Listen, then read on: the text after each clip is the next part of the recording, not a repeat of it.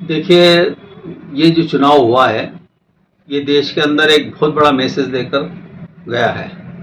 क्योंकि इस चुनाव के अंदर एक तरफ दंभ से भरे हुए, अपने अभिमान और घमंड में चूर देश के प्रधानमंत्री, जो ये समझ रहे थे कि दुनिया के अंदर उनसे बड़ी कोई ताकत नहीं है, उस ताकत को हिंदुस्तान की जनता ने बता दिया कि उनसे भी बड़ी जो ताकत है वो इस देश का लोकतंत्र है, इस देश की आवाम है। उसने बता दिया है कि अर्श से फर्श पर लाने में भी जनता कभी देर नहीं करती। आज ये जो चुनाव हुए हैं, इसके अंदर एक और मैसेज आया है कि जिस राहुल गांधी को पप्पू बना रखा था और जिसकी इमेज बनाने के लिए उन्होंने करोड़ों रुपए खर्च करके, उस व्यक्ति ने अपने जुझारूपन से एक फाइटर की इमेज, अगर मैं कहूँ, जिसने पूरे कन्याकुमारी से लगाकर कश्मीर तक पैदल यात्रा करी, और उस व्यक्ति ने बता दिया कि अगर लगातार कोई व्यक्ति संघर्ष करता रहे, जूझता रहे, तो एक न एक दिन कामयाबी उसे जरूर मिलती है। ये राहुल गांधी ने सिद्ध करा। दूसरा ये है कि इस देश की जो युवा शक्ति है, उसमें ये इनके साथ जो रहे इंडिया गठबंधन में, उन जवान लड़कों ने ये बता दिया कि युवा शक्ति अगर एकजुट होकर लड़े तो कोई बड़ी से बड़ी ताकत को भी हरा सकते हैं। दूसरा ये है कि इस देश के अंदर जो एक ये नैरेटिव बनाया गया था हिंदू मुसलमान का, सांप्रदायिकता का, ये नैरेटिव इस हिंदुस्तान की जनता ने ठुकरा दिया। दूसरा ये है कि अगर देश के प्रधानमंत्री ये कहते हैं कि हम 80 करोड़ लोगों को अनाज दे रहे हैं, तो ये देश की जनता ने कह दिया कि ये कोई खैरात नहीं बांट रहे हो आप, ये हमारा अधिकार है, क्योंकि आप जो है हमें रोजगार नहीं दे पा रहे हो, उसके एवज में तुम ये अनाज देकर हमें तसल्ली दे रहे हो। तो उस अनाज को जनता ने ठुकरा दिया है, उसको अनाज नहीं चाहिए, उसको रोजगार चाहिए। ये मैसेज भी इस चुनाव के अंदर गया है। दूसरा ये है कि इस चुनाव में कुछ ऐसे क्षत्रप जो बहुत ज्यादा अपने आप को ओवरवाइज होकर बोलते थे, जैसे ये स्मृति ईरानी, ये अमेठी में जब राहुल जी गांधी को हराया था, तब ये समझती थी कि मैंने मतलब दुनिया के सबसे बड़े आदमी को हरा दिया है और अब मेरे से कोई नहीं। जब इनकी जो स्टेटमेंट होते थे वो इतना घमंड से भरे होते थे, लेकिन अमेठी की जनता ने उसको भी चूर चूर करा। एक चीज और इस चुनाव में देखने को मिली कि अयोध्या, जिसके मंदिर के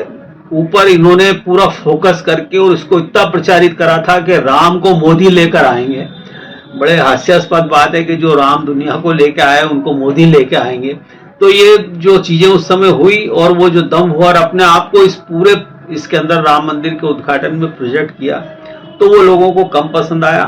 और उस अयोध्या के अंदर ही भारतीय जनता पार्टी हारी। अब आते हैं हम, अगर मध्य प्रदेश को देखें तो मध्य प्रदेश में कांग्रेस संगठन बेहद कमजोर है और ये कमजोरी कोई आज से नहीं है। कमलनाथ का जब से नेतृत्व था, कमलनाथ जी के समय से ये कांग्रेस पार्टी का यहाँ से पतन होना चालू हुआ था। इसके पहले एक बार जनता ने मौका दिया था, कमलनाथ की सरकार बनाई थी, लेकिन कमलनाथ अपने अहंकार में किसी को कुछ समझ नहीं रहे थे और उल्टे सीधे स्टेटमेंट दे रहे थे। हालत ये हुई कि कमलनाथ की सरकार गिरी और उसके बाद यहाँ से छोड़ छोड़ के, कांग्रेस छोड़ छोड़ के लोग दूसरी पार्टियों में गए और बाद में कमलनाथ का पतन हुआ। और आज देखिए कि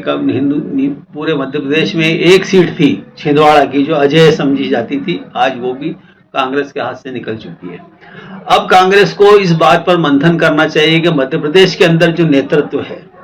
वो वास्तव में कैसा नेतृत्व होना चाहिए जो संगठन को खड़ा कर सके, संगठन को वापस अपने पैरों पर खड़ा कर सके और फाइट की स्थिति में ला सके। ये कांग्रेस को इसके बारे में सोचना चाहिए। अब अगर हम मंदसौर नीमच संसदीय क्षेत्र की बात करें तो मंदसौर नीमच संसदीय क्षेत्र के अंदर एक बड़ी विचित्र स्थिति है कि सुधीर गुप्ता जी शुरू में 2014 के चुनाव में मोदी के नाम पर जीत के आ गए, 2019 में भी मोदी के नाम पर जीत के आ गए। लेकिन इस वक्त हम देखें पिछले 5-10 सालों से जो सुधीर गुप्ता जी की कार्य प्रणाली रही है,